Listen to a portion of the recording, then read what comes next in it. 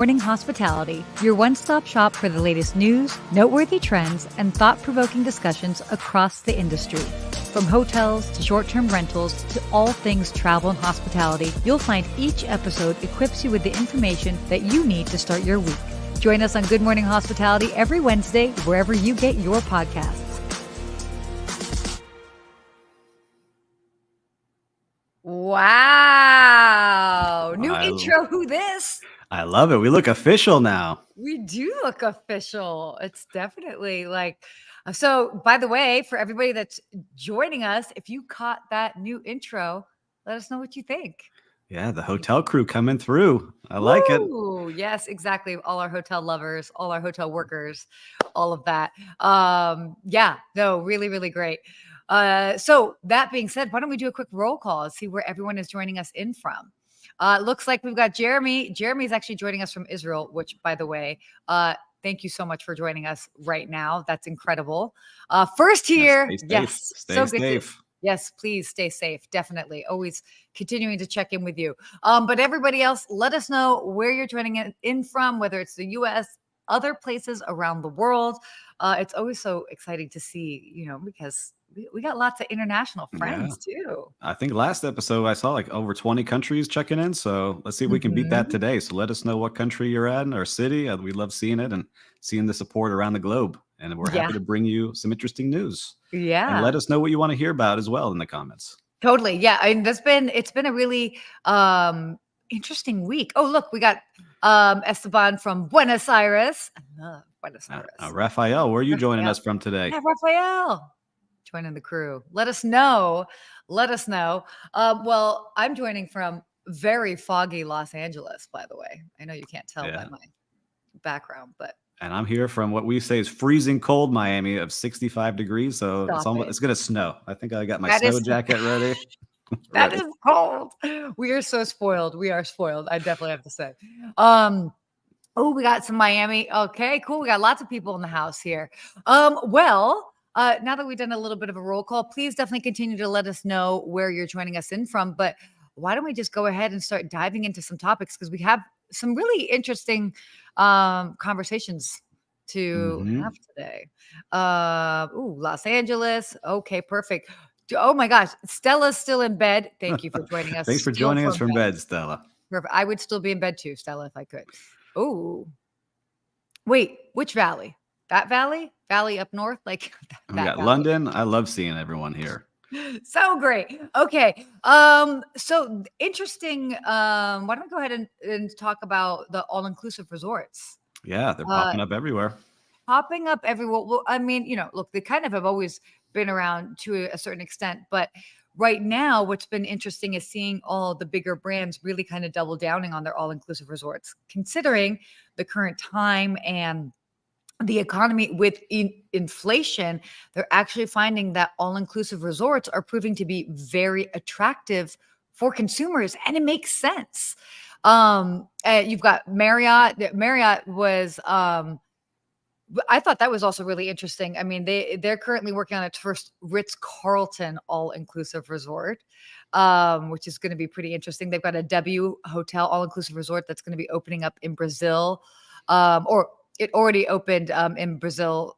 It's opening in 2025. Sorry about that. But it's Hyatt, Hilton, IHG. They've all gotten in on the game. What are you thinking about all of this? I like seeing it. Everyone's starting to get involved. But what I did notice is there's not many in the U.S. There's a lot more in the Caribbean and Central America and other countries. And so I started looking into why. I used to work at a resort called the Eden Rock Hotel, Miami Beach. Yes. And the owners are from Mexico, and they own several of these across Central America.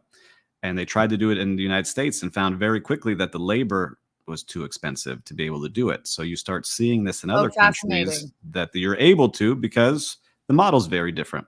So we all know when we go to all-inclusive, everything's included in the price, right? Generally. There's no upselling in restaurants. There's no like specials to sell you. Like, you get whatever is there. Maybe you buy some alcohol packages. But in talking to some of those directors of finance, they're like, Steve, it's very different for you as a director of food and beverage. It's here's how many people you're coming every day. This is what they're allocated to spend every day. So that's your budget on what you can use for buying food. Now Ooh, go upsell liquor packages. That's how you can make some extra money. But really, ooh, I want you as a director of food and beverage to just make sure they have an awesome experience. Versus the US, it's how can I sell more bottles of water, more wine, more upsells yeah, of great specials and high performing food. So two different models. But like I think you said, as I have a family, I like going on cruises because yeah, yeah, everything's included. And so totally. I'd love to see more all inclusives popping up.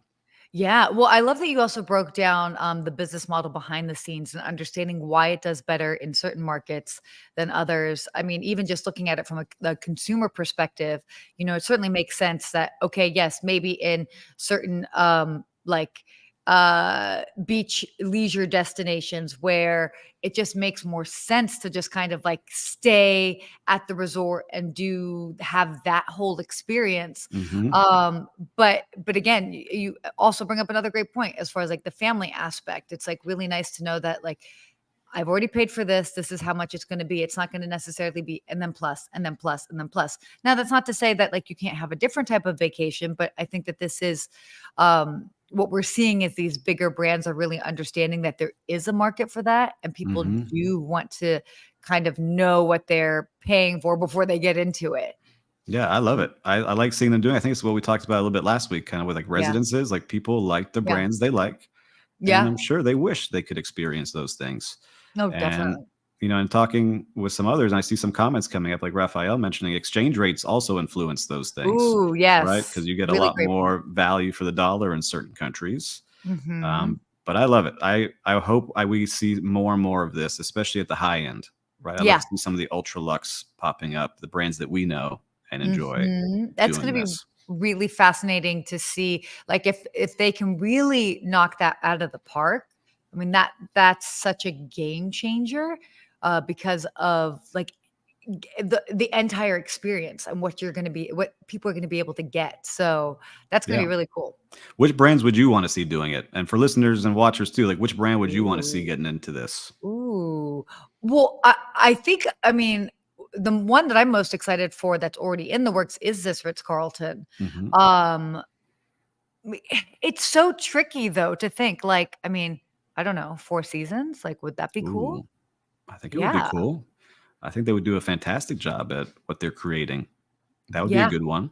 I think I would like to see, you mentioned some of these ultra luxe ones, but Yeah. I'm a big fan of my old Mandarin Oriental days. So I love Ooh, Mandarin Oriental, kind of that vibe, some great seafood with a little Asian flair on it. I think those would that's be awesome to amazing. see. Hmm. That's pretty luxe. Yeah, That's that's pretty luxe. I would really like to see that. And Yeah. they do a great job, and I still know they do a great job down here in Miami and all their other They ones. do. But I think those are They do. good. 4 seasons, Mandarin Oriental. Let's go. Get your Yes. all inclusives ready. We're ready to go. Exactly. You got us. We're ready. We're lining up at the door. Oh, oh my gosh. Oh, we've got Klaus joining us, by the way.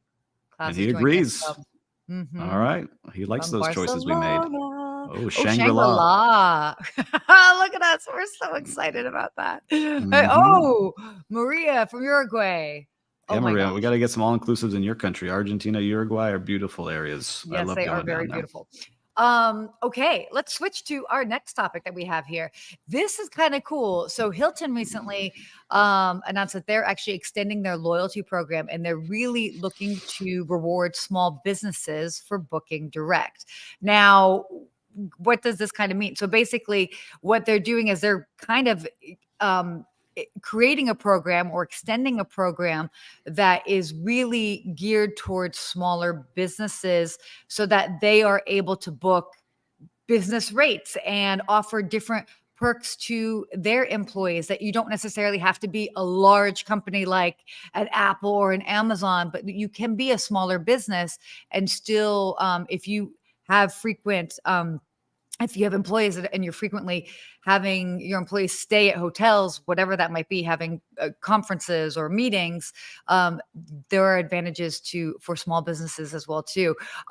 It's interesting because they found that in May that the basically business transient demand drove about 45% of its revenue. And then about, oh, sorry, 85% of Hilton's business transient guests are small to medium sized enterprises. So Hmm. understanding that when it comes to the business enterprises, that's a huge part of them are small to medium sized businesses. So that's pretty Yes, fascinating. it's very cool to see. And I think if they can do this the right way, they'll do very well because they also want to drive meeting rooms that are sitting empty and Yes, allowing love that. small companies, maybe like mine, that has 10, 15, 20 employees that I want to book Hmm. a meeting.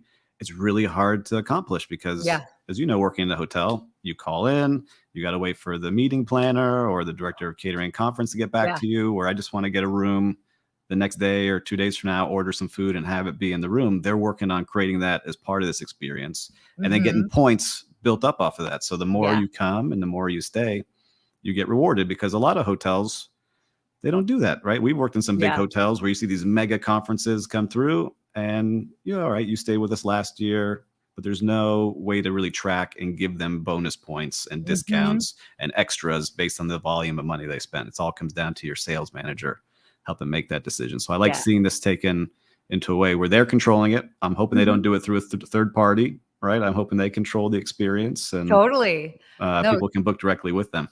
well, yeah, and I think that that's the thing that I thought was so cool is that they're actually gonna have, like, an events booking site, which Hmm. is such a different approach, and as you said, it'll make things so much easier instead of having to always necessarily call, speak to somebody. Not to say that obviously you wanna be able to call and speak to Yes. people, like, to get things done. That's the meat of, the hospitality industry, but, to be able to have this as an additional option, whether it's even to just check availability, Hmm. whatever that means, or get an idea for a certain price point, etcetera. So, I think that that's gonna be really, really interesting, to see how that rolls out. Kinda cool. The other cool part too for a small business is you as the owner of that business get those points where you could use it all for yourself, or you can decide, all right, Sarah did awesome this week. Let me go reward her with some points where she can go take her Yeah. family and stay somewhere. So all those points accumulate into one account. They then can be assigned different places. Ooh, this Um, is a good question that just came in on LinkedIn, by the way. Wouldn't that alienate the travel agent? Yeah. I'll give my opinion after yours. No, no, you go first. I like that question. I think travel agents are great for a lot of things, but if I just want to book a room for my company next week and I can do it on my own, I would like to do that. And if it's an easy way to do it. Right now, travel agents have great contacts and look, we do that with part of the hospitality mentor. We book great hotels for people.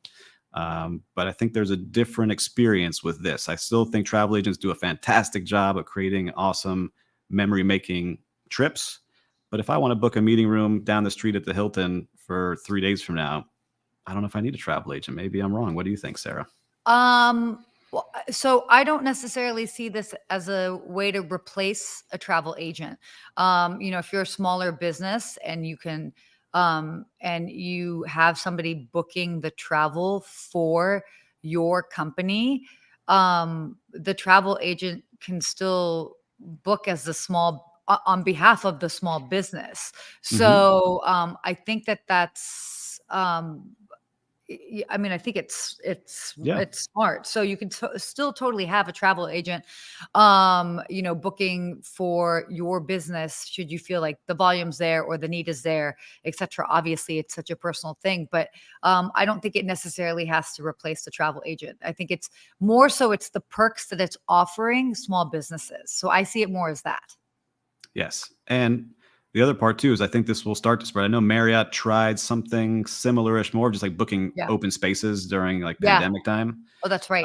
But it didn't really take off. But I just listened to the Hilton versus Marriott podcast on Business Wars, and I Yes. loved how they all were like basically copying each other. One would come out with something, then the other would copy it with a little twist. So I'm curious to see if this starts happening amongst all the big chains. Oh my gosh. Yeah, no, definitely. Wait, quick shout out to Suzanne who just joined us. Also, Kat joined us as well too. Catherine Banks, love it. Hey, but yeah, these are. It's really interesting because I think that it could just like enhance any sort of way that you could enhance and make the booking process easier. I think that it'll only behoove the hotel. So, Mhm. are there going to be perks for it for this way or that way? Yeah, of course. But yeah, so I love that they're doing it and they're exploring different ways to do it because again, people need ease at the end of the day. So, Yeah.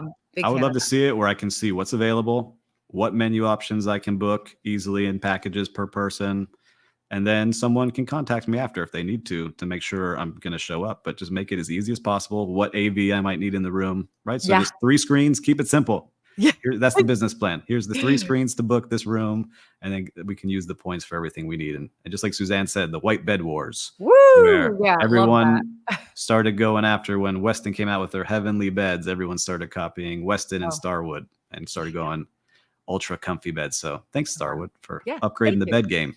Exactly. Gotta upgrade that. So, well, we can't, before we kind of dive into some sort of travel topics, we can't glaze over this. This has definitely been all over social media, the news, etc. In regards to Choice. Choice Hotels was offering to buy Wyndham at a $7.8 billion valuation. So, Steve, I know you did a little bit of a look into this. What have you been seeing, or can you even like break down what was kind of happening for those that might not be aware? This is all new news coming out, so it's flying in. But like we said, we were calling our contacts. Sarah and I were calling people to see what we could find out, and we got some Yeah. inside scoops on certain things. Is Choice and Wyndham are more of the affordable kind of lodging operators, Options. Yeah. and Hilton, Marriott, and some others are starting to get into that space where we talked Mm. about kind of getting into this more extended stay and entry level pricing. And Choice is realizing, look, we need to team up, Wyndham. We've been trying to negotiate with you for a while.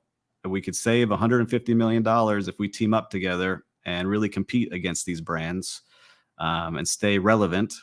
And Wyndham's like, no, I don't think we need your help, and we're not going to negotiate. And then Choice came out publicly and said, we're Mhm. offering this much.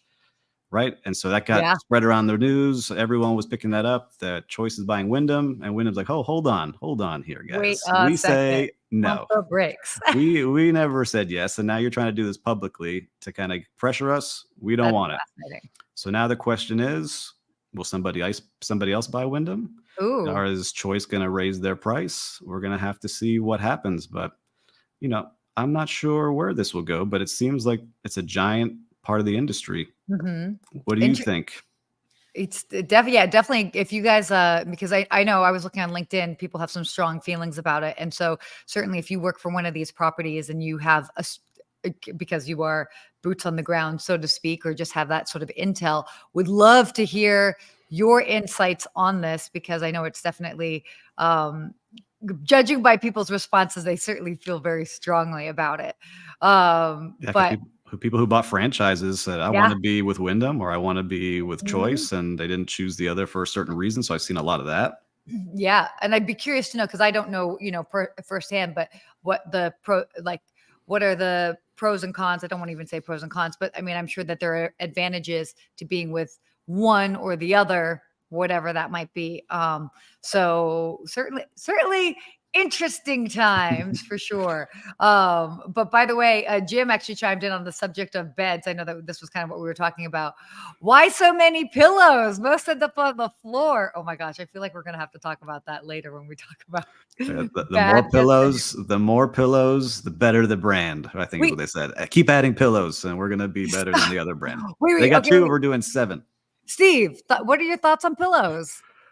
Well, I like. You're like, You wow. have to You're have. like, Listen, wow. we Personal deal with preference this with time. our vacation rentals. So certain owners could be partner with vacation rental um, homes. You have to Yeah, have at least 2 pillows per person yeah, in a bed, right? And so you need at yeah. least 2.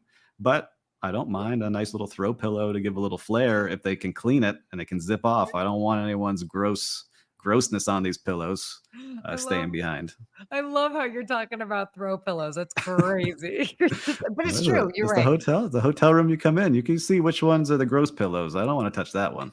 Yeah, no, I think 2 per person makes sense because I mean, it's not like a ridiculous amount, but wait, I'm Jim actually threw us off. curious. We got us off subject with Jim. Jim gave We us, did. We're now yeah. talking about beds and pillows. Oh my gosh. Oh goodness. And when we But got Choice trying to buy Wyndham, I we're gonna know. see where this goes. But I love We seeing did. those business wars, right? Just like that podcast we were just talking about. I love seeing this. Totally, totally. Okay, let's switch gears a bit here. Talk about some travel topics. Okay, I thought this was kind of I thought this was kind of interesting. So there's actually a new tool that is coming out that's the airport stress calculator. Okay. It's going to help predict how stressful your airport experience might be. Now, I actually went and I started like clicking through this because I was like, okay, talk to me. Um, so basically, what you can do is you go through the portal and you say the airport that you're going to be flying out of, the time frame that you are going to be going to the airport, the airline, because it'll tell you the terminal, etc. And what it will do is basically, due to base data, will kind of let you know how busy you can expect it to be, and also if the likelihood of encountering flight delays or all of that. So yeah, I mean, I don't know how it Well, can look, totally predict all of that, but yeah. yeah, I'm curious. Did you get to play with it at all? Did it show you any results yet? Is it up and running? Because I haven't had a chance to play with it. No, like I haven't played like I mean I played it for with Los Angeles. And so I fly Delta. It's not a stressful process for me. So it's like not that big of a deal, but it is I kind of find this ridiculous, actually, if I can really be honest. And somebody actually took the time to create this thing. And it's like, I'm sorry. If you were that stressed about going to the airport, like, why are you going to the airport? You know? Yeah, it's Like, like we were talking about the other day. Like I hate flying, not because of the flying part, but because of the whole experience beforehand. And yeah. so I was curious in that calculator. Can I check? All right, I have a 5 and a 7-year-old. Yep. How many points up and down is that going to raise it? My stress level versus flying by ourselves is a little different, right? We can kind of zoom through. Yeah. Um, I don't know. It's interesting. Everyone's got an app for something, so maybe It- somebody will use it. Totally. I don't know. I find it funny. At the end of the day, it's like I think it's more so funny for headlines. You know what I mean? It's a funny headline thing versus like, is it actually going to like help somebody? We're Like, talking about it, yes, we are right? talking about it. But like let's say you are a anxious flyer, an anxious traveler, and you go to this because you're like, okay, I need to know what I'm getting into before I go to the airport. And it tells you, it's going to be a pretty stressful time to fly. Like, is that going to help you? A couple extra glasses of wine. We'll make sure we're good to go. Or you know who's drinking that wine at 5 a.m. before their early flight? No. 5 o'clock somewhere, right? You said. This wow. This is true. It is 5 o'clock somewhere. Nice Jimmy Buffett, Margaritaville Yeah. reference. Very cool. All right, we'll have to check this out. So if anyone uses that tool out there, let us know. Maybe you could tell us when it's less stressful to go, and maybe we can buy a flight around that time. But that's pretty tough. We'll see.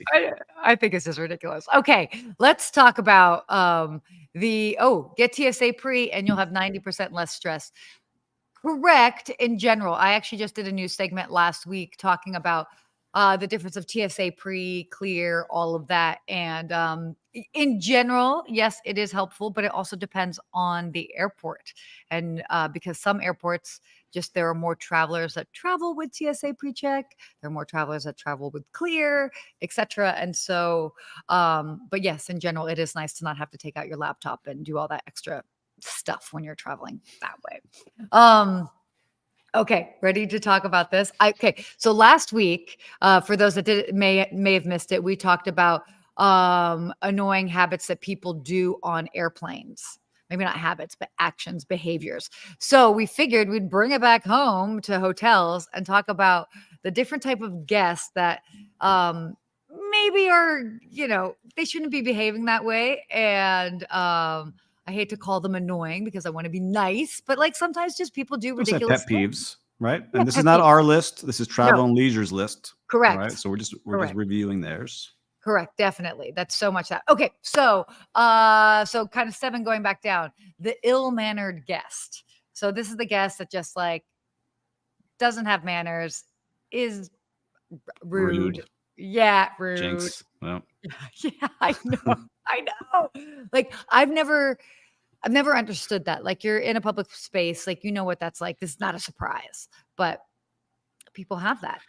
yeah. I mean, look, we've dealt with it. You being the concierge and me really running restaurants for a Mhm. long time. We get those people that come through, and a lot of times they're just having a bad day, but they just don't know how Yeah. to channel it. And so I find it as a challenge sometimes, but just be aware. Like most people are short staffed right now.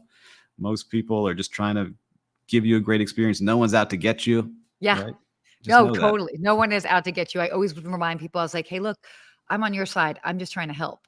And I would normally like bring them down a couple notches if they were super upset about something. Yeah. So Yep. the next one, a guest with a lack of patience. Oh my gosh. That again, like but it's true. It's so fascinating to me. It's look, I get it. Travel's stressful, and you want some things done, but it's like you also have to understand that sometimes it takes like a person to help get something done, and sometimes it takes time. And maybe you're running out of time, maybe you're late. But that was always the thing. We would be like, just because what was it? Because of your ill preparation, it doesn't. Oh my gosh, I'm totally Yeah. failing at this, guys. It's early morning for Because me. you're an emergency. It's not my emergency, but I'm Yeah, going to do yeah. my In best essence, to help that's you. an easy way. But Yeah, like your ill preparation doesn't constitute an emergency for me. there you So go. that's kind of it. Well, Um, also, just know, right? Like if check-in's at 4 o'clock, you can't freak out if the room's not ready before four yeah, o'clock. After 4, freak out all you want. That's on us. We messed up, right? If totally. your reservations for a certain time in a restaurant, that's what Hmm. your reservations for. And we're going to do our Yep. best to get you in, even though you're trying to slip us $100. I don't have a table for it. It doesn't exist. We're going to do Yep. our best to get you in as quick as possible. There's only so much space and that a And for business might have. and Yeah. listeners, as we're going through this, if you have any crazy stories like that, put them Yes. here. I'd love to Share see some. some of your favorites because I know you've definitely got them in your head and you can still picture that guest that's doing these things too. Yeah. Totally. Oh, a guest with no gratitude. They just whether they assume it's okay, or just they just assume that you're going to do whatever you're going to do, but just the simple things of just saying thank you goes a really long way. And Yeah. please and thank you. I can imagine you as concierge, especially in the hotels you worked at, creating all these giant reservations and big experiences and no thank you, no tip, nothing, just like it's expected. Yeah, I mean, I always it's at the end of the day, I mean, the thank you just goes the longest way in doing anything. And it just again, it kind of goes back to the whole like ill-mannered thing. It just having that sort of like sense of like gratefulness that's like somebody's gone out of their way to help you. Like it didn't Yeah. have to necessarily. I mean, yes, they're there to do a job, but it's if they helped you and they went above and beyond, like absolutely thank them Above for and sure. beyond. Be a little grateful out there. And I see Larry join. Welcome, Larry from Atlanta. Yeah.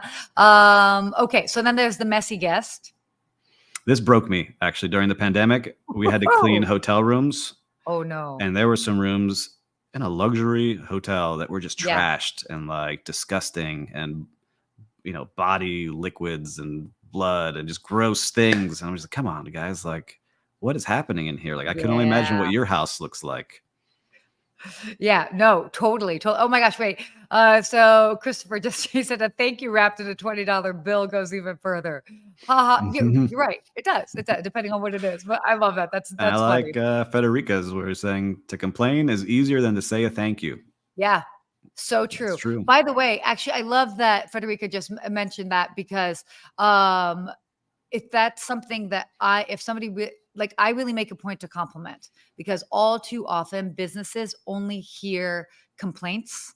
And especially if somebody's going out of their way or they made me feel really good, I always try to make a point to share that compliment with the team just so that they know, like, hey, look, you guys are actually doing some good things. So it's a nice way to kind of balance that out.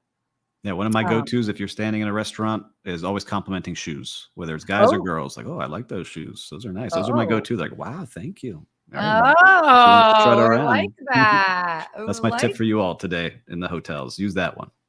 Okay. Now there's the underdressed guest. Oh Oh, my I God. know. You like For, this one. woo, for people that have been following me for a long time, I have definitely. So it's funny because like obviously like I'll go to hotels and like hotels. How classic is it to have the picture of like somebody like in their bathrobe at the hotel? And I get it. A lot of people love bathrobes. Unpopular opinion. I'm very well aware that this is an unpopular opinion. I actually am not a fan of bathrobes. I don't know why. I never have been. Like I've been gifted bathrobes and I'm always like, hey mom, here you go. I'm regifting to you. So sorry. But people that would walk in the lobby of the hotel in their bathrobe.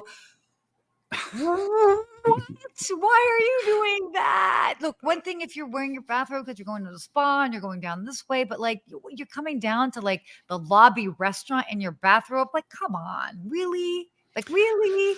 Yeah, that's I a feel tough very one, strongly about this. especially in business hotels too. That's where it's like the funniest. But I've worked most of my career on South Beach, Miami, Yeah. and one of the hardest things to do is there are some people that come in very underdressed to breakfast, and we have to nicely ask, "Excuse me, miss or sir, you need to have a cover up. You Yeah. can't walk in here in your thong, male and female, Yeah, right? You got to make yeah. sure you're dressed." Totally. It's tough. It's a tough one. You could just be like, I'm so sorry. In case we accidentally spill the hot tea, we don't want to burn you. Yeah. Or you don't burn people's minds with what they're seeing here. Oh gosh. Anyway, yeah. Obviously, it all depends on the destination, but I mean, you know, you're in a public space. Yeah. And Larry agrees with it. House slippers should be banned from the hallway, let alone the lobby. I also don't like slippers either. Where are you staying? We're staying at luxury hotels, Larry. This is happening in these places. Where y'all staying? My gosh. Clothes are not optional in the lobby. I love this. Exactly. Somebody finally gets it. My gosh, I thought I was the only person that was just like, oh gosh. Anyway, okay. So we'll kind of like quick. Oh, what is this? How about when guests keep coming back to take complimentary drinks and snacks from the check-in welcome table when they've already been in-house for several days? You know, those cookies and I the mean, macaroons, and you know, they're all coming back for those, but you once in a know, while. But don't take the whole thing for 10 don't people. take the whole thing. I get it. I get it. We've seen it all. Okay, so yeah, so that was actually All right. funny because that was actually the number one. There's the noisy guest, so those that are just like not aware of their noise level. By the way, I like Jamie Foxx, for example, used to. It's so weird when you like live and work in you know, certain big cities. It's interesting how you might have certain celebrities come and stay with you all the time. And Jamie Foxx would always come in, and I don't know if anybody has ever had him stay at their hotel, but Jamie Foxx. Oh, you have? Okay, Yeah. so you probably know he loves to sing. Yes. And DJ. Yes, and he will sing as he walks through the lobby, and like I'm just like, bro, you want to go under like cover, or you want to let everybody know that Jamie Foxx is in the house? Apparently, he wants to let everybody know Jamie Foxx is in the house. But he would always come through. And by the way, I mean, in that particular case, it's also a little bit like, okay, well, it's Jamie Foxx. Cool. But again, it's being mindful of your noise level and when you're coming in a hotel. But you could have like a gaggle of women that are there for a bachelorette party, and they're all like, man, whatever, you know. And in the rooms, if you're connecting rooms, like be aware where you're at. But also, like we talked about this last week, speakerphone guests. Turn off your speakerphone. We don't want to hear your music or who you're talking to. No speakerphone. Or speakers by the pool deck. I don't want to hear be the DJ with the hotel music. No, thank you. For me. Anyhow, yes, are we complaining too much? Maybe. No, we're not. We're not. No, we're not complaining too much. It's one of those things that we can all agree on some of these things. And then the final was the guest with the sticky hands, which Jeremy brought up a great example about that. Just the people that want to just kind of take things, whether it's from notepads to pillows to anything in the room, salt shakers. My mother has maybe done that before, not throwing her under the bus, but I just did. A lot of people, LinkedIn user unnamed. Usually Americans are so loud. I think that's true. There's a lot of us that are very loud. True. That is true. That's not us, but yes, there are a lot that are. Oh my gosh. All right. So we did top 7. So number 1, the guest that steals stuff. I thought it was actually sticky hands, that you were shaking hands with someone who had sticky hands. But oh, wait, stop. Are you serious? No, I'm joking. It's like, what are you? Come on, Steve, get with the program. Come on. No, this is great. Ridiculous. Do you have something to share with us for the real-time recap this week? Real-time recap this week. Look, my kids were homesick, so we were home the whole time. But, shout out to Uber Eats for delivering and creating a technology that I'm Yeah. grateful for to get us stuff that we need when we can't leave the house. So shout out to you all. Definitely. I was in Austin this weekend and I stayed at a Sheraton in Georgetown. So technically Georgetown, Texas, just a little bit north of Austin. The whole staff there was really awesome, really sweet. It was cool too because Georgetown, Texas was right in line with a good part of the eclipse that happened this past weekend. Oh, So we that's had our whole right. family there and it was really great because they actually had a couple of extra glasses so that people could watch the eclipse. So we happen to have our own, but there were also a couple extra as well too. And I just thought that it was a really nice touch.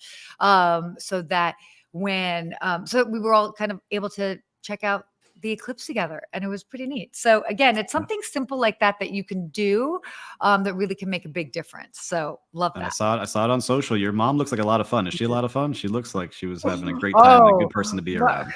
My mom is a lot of fun. My aunt is even crazier. And no, I'm kidding. No, they're all fun people. And I have to say, like, there's nothing like a good wedding where it's like everybody can just kind of dance it out. So that's always a fun Those are time. the good memories. Yes. Okay. Right before we wrap up, our hospitality quote for today is, do you want to read it?